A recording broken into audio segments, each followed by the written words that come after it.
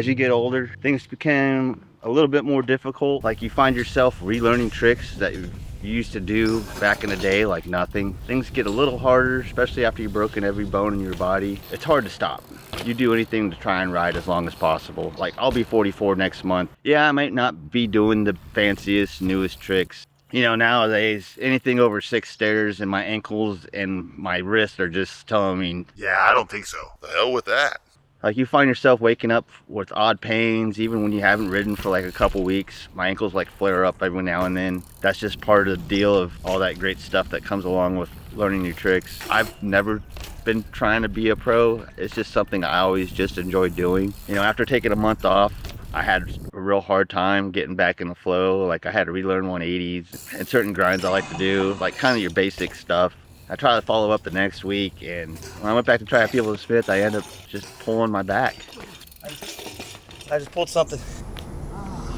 That sucks about getting old. I just pulled something in my back. I got one of those back rollers, and man, that thing helps a lot. As you get older, you got to really focus on stretching and all those other great things. You got to warm up. Like it takes me like 45 minutes to warm up before I can really start to try to do anything.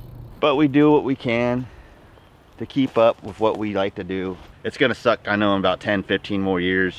You know, padding up is not a bad idea, especially if you haven't tried anything for a while or you're trying to learn something a little different.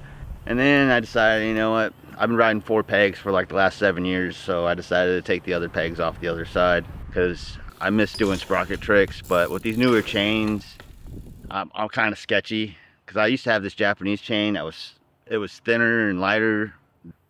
That thing lasted me 3 years, never broke. It was nothing but sprocket chunks and sprocket grinds. It was missing the centerpieces, but they stopped selling that chain, probably because it was too good, you know, bad for business. If you find a part that you really like, it's probably best if you just buy multiple of it if you can, because sometimes it might not be around.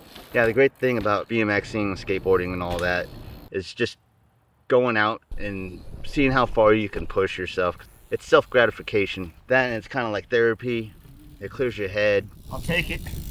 And it's better than going to the gym, because I've never been a fan of gyms. And as you get older, you still need to stay in shape. There's a lot of positives to keep it up.